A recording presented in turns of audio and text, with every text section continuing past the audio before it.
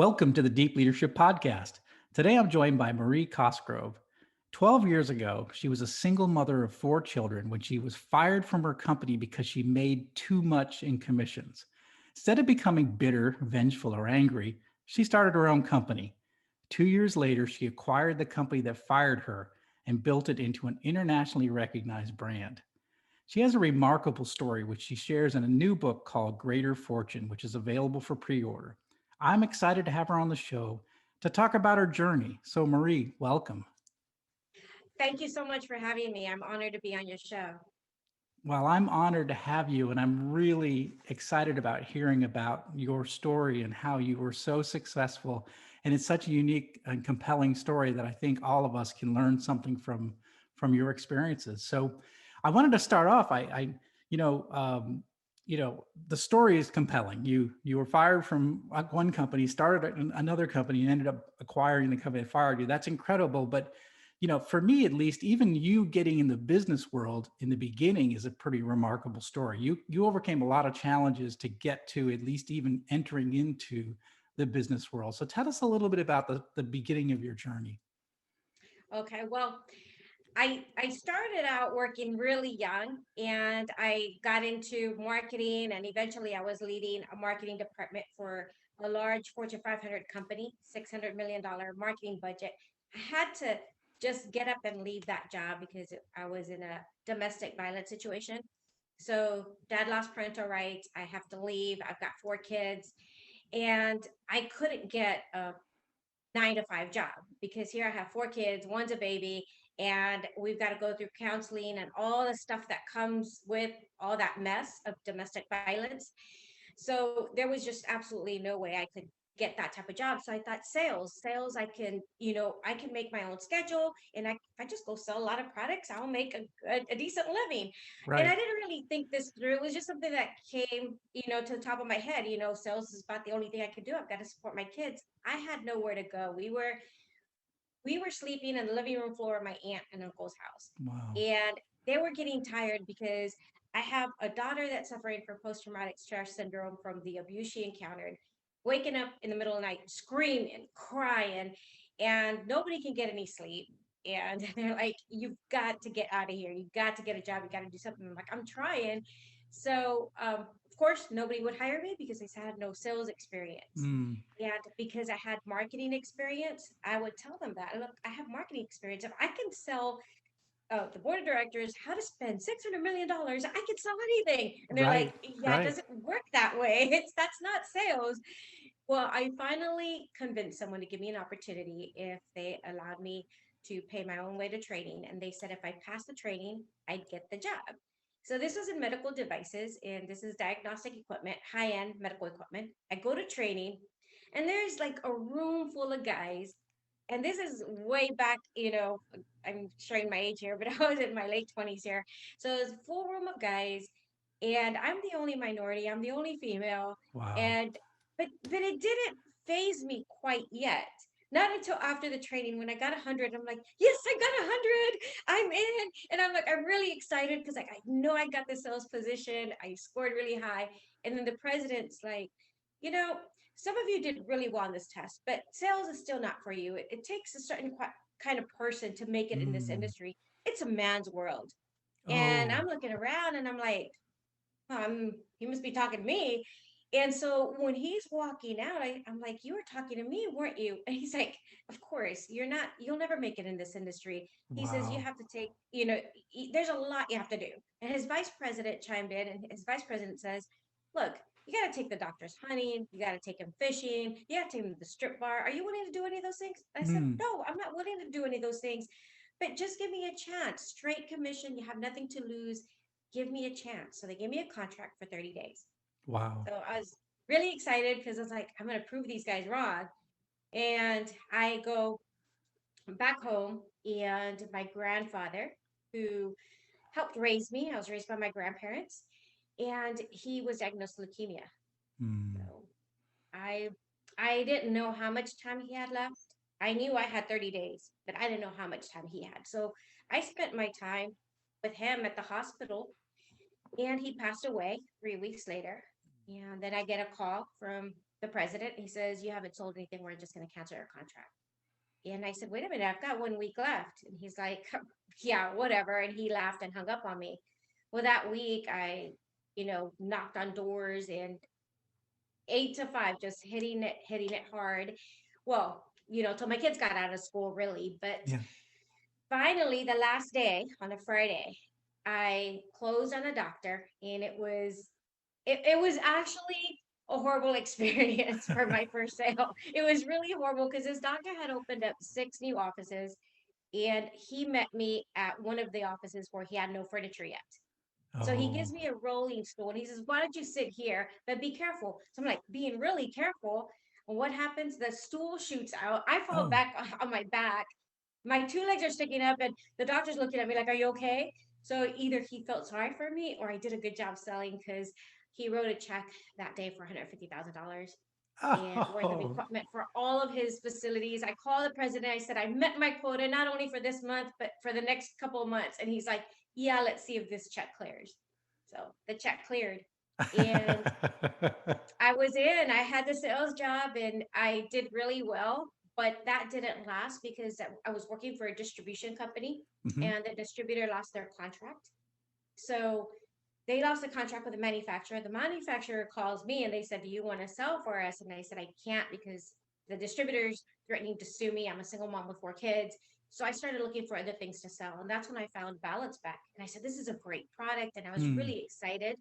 It's to diagnose dizziness, concussion, traumatic brain injuries. It's very niche. It's only for doctors that are in this field that help patients when they have dizziness to find out what the cause is. And there's a 99% cure rate.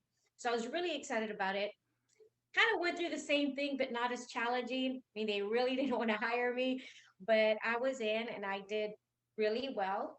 And I get a call one day from the vice president saying that he wanted to meet me because I had done some pretty high level sales, some prestigious customers, Baylor University, University of Texas. So they said, "We want to meet with you." So I'm thinking promotion, promotion. And I was like really excited because I thought I'm really moving up with this company and they're really proud of the work I'm doing. And that's what he said. So I was like really excited. So he hands me a sheet of paper and I'm thinking it's like, maybe an offer to be VP or be in charge of international sales or something big. So I look at it and it says a dollar amount. He says, "We want you to come on as a salaried employee and work for us full time salary." Problem was, it was how much I was making a commission on average per month, but they wanted to Oh. pay me per year. Oh. And I'm like, "I can't do that. I'm a single mom with 4 kids, and 2 of my kids have medical conditions." They didn't understand I was paying for my own marketing. I was paying for my own travel. I have to travel with 4 little kids, flying everywhere to make these sales. Yeah. And so I told them that I can't do this. And they said, "Well, then you're fired. You can't sell for us because you don't have any other option. You take this or don't take it at all. And if you don't accept this, don't even bother to do the training for the sales you just did." So I was like, "Oh my gosh, I just got myself into a huge mess because I went from doing really well. I had just lifted myself up from Yeah. this pit Yeah. hole I was in. And then to find out now I'm from making this much money to zero." Wow. So one of the doctors that I met in my sales, while doing sales calls, I go to him. We became really good friends, him and his wife, and I'm crying and I'm bawling, and I'm like, "Oh my gosh, I lost my job. I don't know what to do." And he's like, "This is the best day of your life." I'm like, "What's wrong with you?" I I can't afford my doctor's bills for my kids, and I'm on and on just having a pity party. And he's like, "No, this is the best day of your life. You're gonna start your own company." I'm like, "Doing what?" And he says, "You're good at sales. You basically had your own company." So I started looking into what other products I could sell. Well, let me And let me then, stop you right there because I think sure, sure. there's so many powerful lessons you just hit me and our listeners with that I'm trying to just absorb it all in. I know you've lived this life, but it's almost in a way overwhelming. You mentioned you had a domestic abuse situation. You had four children, some two with medical condition. You're trying to raise them on your own. You go into sales in an early, as a way to try to boost your income. you face discrimination early on based on your gender, right?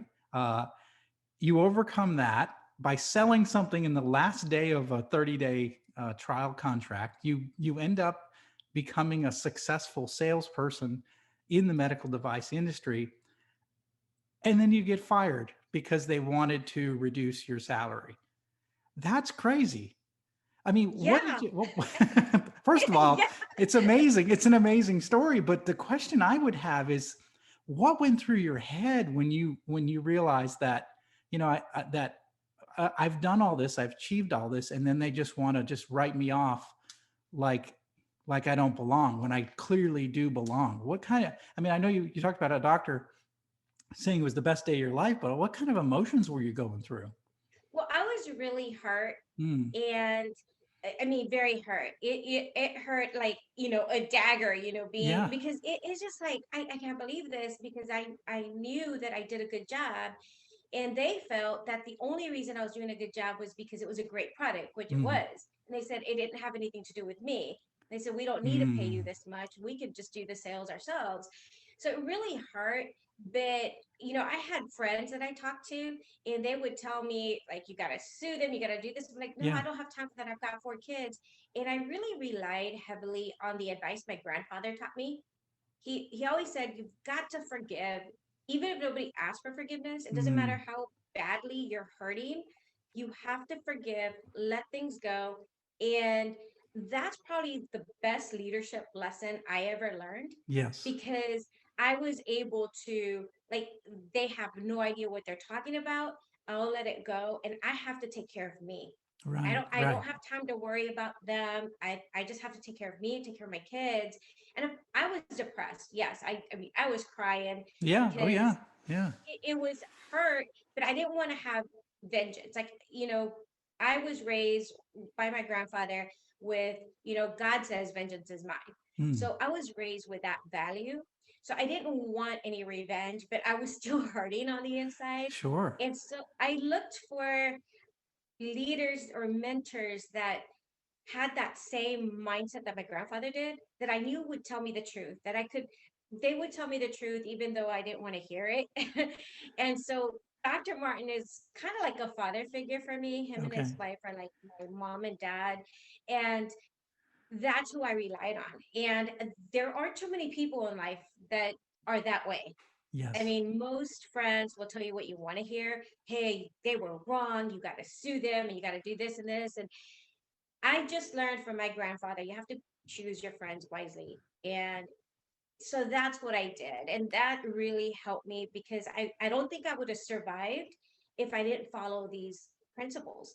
I think Because if it's I had vengeance in my heart and I wanted to sue them, maybe I would have won, but I would have lost, because I would have had all this time wasted. I right. got my Right. I would have dragged my kids right through it along with me. And they would have never called me to say, are you interested in investing? They would have been upset with me, and it would have been ugly.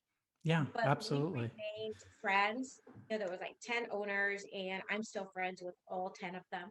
Wow. I may not agree with their worldview, but I've learned to maintain that peace, and just to worry about myself and not have any anger or bitterness towards anyone. Wow. I give you a lot of credit because a lot of people would be in lawsuits and they would sue the pants off those guys. But you didn't. You, on advice from this doctor, you started your own business. And how did Yes. that go? So I decided to start doing what I did, with Balance Back, finding products that I could sell and contacting different companies. And then I found one product that every doctor wanted, but it wasn't in existence. So Hmm. I talked to Dr. Martin, about 4 or 5 other doctors, and I said, hey, let's develop this product. And they trusted me because they were my customers, and we had this long, relationship that we had for many, many years. So they trusted me. However, I couldn't find a manufacturer to back me up, because I started calling manufacturers that I sold for. They said, "Look, Marie, you're good at sales, but you have zero experience in manufacturing. It's a Hmm. totally different ballgame. That's crazy. Don't stay in sales." But I was really passionate about it because so many doctors wanted it. And it was for heart rate variability, plethysmography, it did high blood it tested for high blood pressure, diabetes, cardiac autonomic disease, things of that nature. So I found a group of engineers and I said, well, let's do this. And I sought investors, but all the investors thought it was a crazy idea because at that time, FDA was only approving 50% of the applications. So if you didn't go through, it was thousands of dollars lost. So I ended up funding it myself through sales. Mm. So I started selling for other companies' products, and I took me 2 years to get this product FDA cleared. And my doctors, my group of clinicians that I had built relationships with, did all the clinical studies, the validation, and then we got it FDA cleared, and we did really well. So 2 years later, so all the buzz in the healthcare Hmm. industry, in my small little world, because it really is a small world once you get into healthcare, they called me and they said, we heard what you're doing. You're doing really well. Are you interested in investing in our company? So this is the Mm. company that fired me. Yeah. So I called my accountant and I said, hey, I've got this opportunity.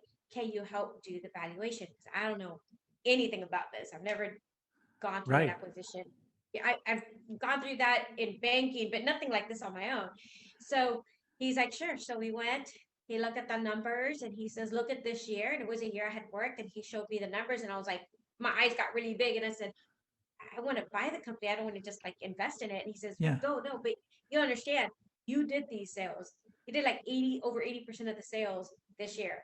Mm. So after like 6 months of negotiations, I bought the company and everybody Wow. thought I was going to bankrupt it. Everybody's like, she's going to bankrupt it. She's going to bankrupt herself. And they'll be gone in 6 months. And 10 years later, we're still here. So that's a great. So, wow. Once again, you're hitting me with so much that it's hard to take. So you started a company. You you self-funded the approval of your product. You and then had the opportunity to not just invest but to buy out your former company, and you were able to do it. And like you said, once again, regardless of all the success you've had in your career, regardless of all that, people said, she's not going to make it. It's going to fail. It's going to go bankrupt. How did you feel when they said, when that was the kind of reaction to you taking over your old company? I mean, how did that make you feel? Well, it doesn't feel good. I mean, I remember getting letters from doctors demanding I write a statement. How are you going to ensure that you're going to be around? Mm, You're still going to be around. How can you ensure you're not going to go bankrupt? Why should I buy from you? Just all kinds of nonsense. It was insane. And so I had the best clinical team. And I still had and I still have Dr. Scarpino, who's our chief technology officer. He's professor emeritus at UD, invented a lot of technologies for the Air Force, and he's still a contractor for the Air mm, Force. That written every book on engineering. He's just a genius. So I got a great team. So I'd have to rely on them and put them like it's not me running it. This is the team. right, right. We still have the great team running it. This is the team. It's not me. Uh, because truly by myself, yeah, it would fail. But I had like the best engineers, the best clinicians. So I wasn't worried about it. And once we got back our footing back and people knew we weren't going anywhere, we were able to build back up. But it wasn't, nothing comes easy. And Right, right. I still have challenges. Like I feel like there's always going to be fires, and you're always going to have to put them out. But if you just keep your focus on that, yeah, it's easy to get you down, and then once that happens, it's very hard to get back up. Mm, So mm, it's just always maintaining that. I think one of the leadership lessons I always go back to is just forgiveness, and another one is humility. mm. Always staying humble, because that's another thing that I've seen other companies to go down. Right, right. Well, I think you were in an interesting place there because you were now the leader of the organization, right? And you had a lot of people pushing back on you, saying, "Well, I don't think it's gonna survive." But one of the things that's interesting about your answer was you said, "I have the people to make it happen." So as a leader, you recognize that it's not just me, right? I might be the head of the company, but I have an army of people underneath me that have the skills and have the talent, have the expertise to make this a success. So you rely on your people. And I think you mentioned humility. Humility is recognizing that you don't have all the answers and that the answers reside in the team, versus the one with the person with the high ego saying, I have all the answers, and they try to do everything themselves. And I actually think that having humility and relying on people is a much more effective way to lead and to run an organization. So it sounds like that was probably part of your secret to success, huh? Absolutely, absolutely. Because even when I was managing like a marketing department, I always had people smarter than me. And Mm, people would be like, "Aren't you worried about losing your position?" I'm like, "No." Because if I don't have the best people and people that are smarter than me, then the department's going to fail. You want the right, right. department to be successful, and it's a reflection on you, on your leadership. And I believe it or not, I still come across with people with that mindset. I was talking to a doctor the other day. I said, why do you invest in leadership for your team? So that, it'll help your company grow. And he's like, well, no, because I don't want my nurse to leave. I don't Mm. want, my office manager to leave. And if I invest too much in them, then they'll be too smart and then they'll go somewhere else. And Oh, I'm like, no, wow. it That's terrible. yeah, it doesn't work that way. If you invest in your team, they're going to be loyal. And even if they leave, that's okay because, Mm, you've got that skill set to draw in talent back into your business. So anyway, absolutely. I think that is very important is investing in others and having people that are smarter than you around you.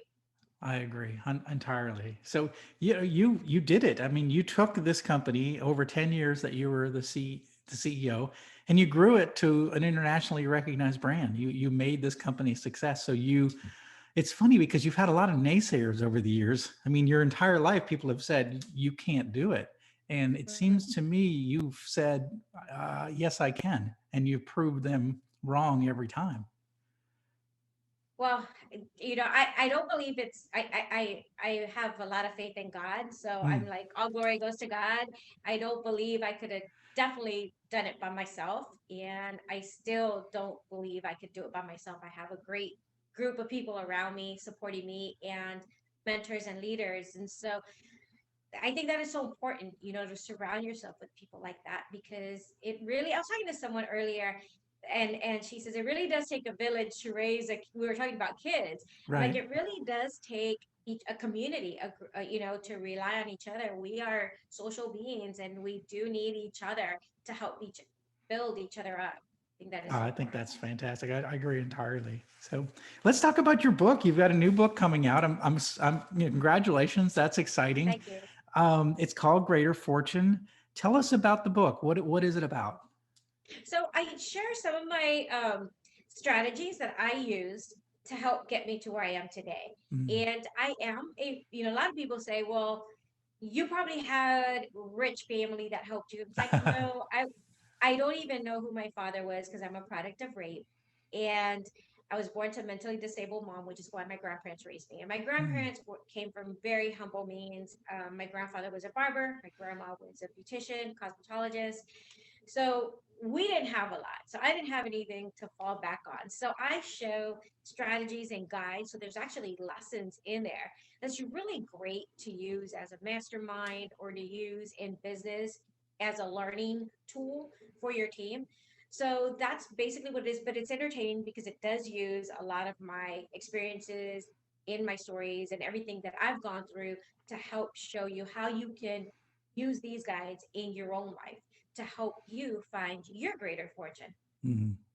Well, that's powerful, and I think your story is certainly good. Is certainly compelling. So, who do you think? Who did you write the book for? Who do you think's going to get the most out of this book? Well, I wrote it for anybody who feels that, they're just stuck and they just can't get to the next level, whether you're Mm. making a million a year or you're making minimum wage or you're unemployed, especially now, because I know what it's like to get fired and then you lose everything. And I know a lot of people have lost their jobs right now and they're like, what do I do next? What's the next step? So it's really written for people that really want to move up ahead, whether you want to move into management or you want to become an entrepreneur or you're already an entrepreneur, but you want to take it to the next level. Mm. So this is who it's written for. And it's, like I said, it's got great lessons for personal and professional development. Oh, that's fantastic.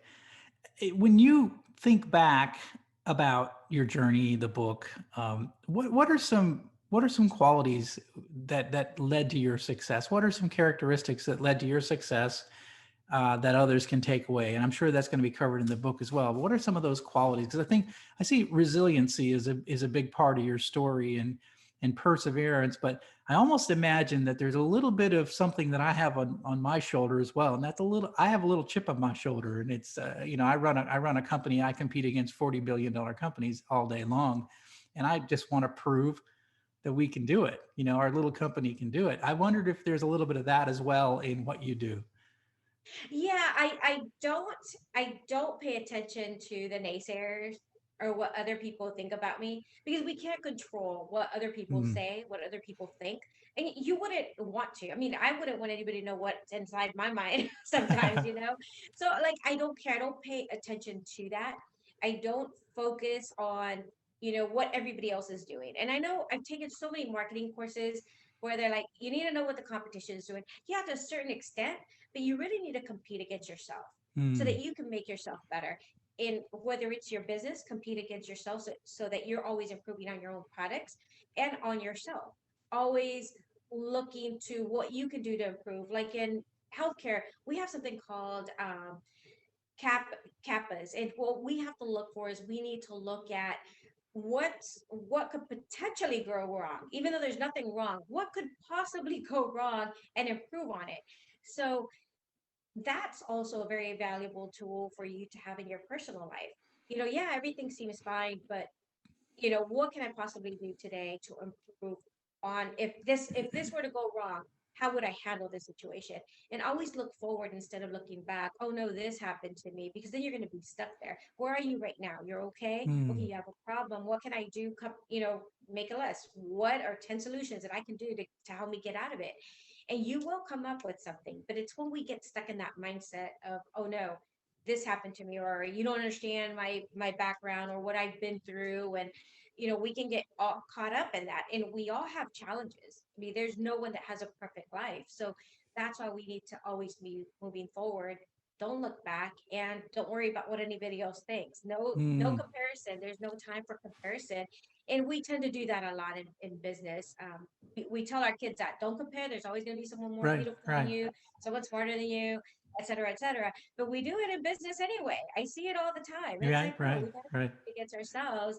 And when you compete against yourself, you're always making yourself a better person, or your service or your product or whatever it is that you have to offer. So that's one of the things that I think is really important to focus on for Just keep success. moving forward. I love that message. I have a friend of mine, John Brubaker, who always says his favorite animal is the kangaroo. And I was always like, why? And he said, because a kangaroo can't back up, but it can only move forward. And I think that's a great analogy. Sounds like you're a kangaroo. You keep moving forward despite whatever is happening. Yeah. That's really neat. So, how can people find out more about you and your new book? um, my book, you can go to Amazon.com and get it there. It's called Greater Fortune by Marie Cosgrove. And you can follow me on Facebook or Instagram. And I'm on Twitter too, but mostly Facebook and Instagram. So you can follow me there. And I am going to be doing a new podcast, which I'd like for you to be a guest I'd love on to. mine. So that I'd would love be to. Yes, that would be awesome. But yes, I do public speaking. So Okay. I've spoken to audiences as large as 15,000. And so I know right now under COVID, we're not really doing much of that, but we're doing a lot of virtual events. So I have one coming up on it's called the new Econ Forum for 2021. But you can find out about all of that on Facebook and Instagram if you follow me. Okay, sounds good. And I'll put links in the show notes for all of your socials and your website so that everybody can find you. All right. Thank you. Well, thank you very much. Well, that's a great story, and I really appreciate you coming on and sharing it. And I encourage everyone to go pick up this book. It's called Greater Fortune. It comes out in March, and it's now available for pre-order. So take a look at that. I'll put a link in the show notes as well. But I think all of us as leaders can learn a lot from Marie's story. I mean, we all face challenges. Whatever you're doing, you're going to face some sort of challenge in your life. And I think Marie's story is that you can overcome those challenges. You can be successful. And I appreciate you coming on and sharing your story. My pleasure. Thank you. Well, that's it for today. Thank you for listening to Deep Leadership. If you like this podcast, please subscribe and share so we can continue to build a world with better bosses. Until next time, this is John Rennie saying take care and lead well.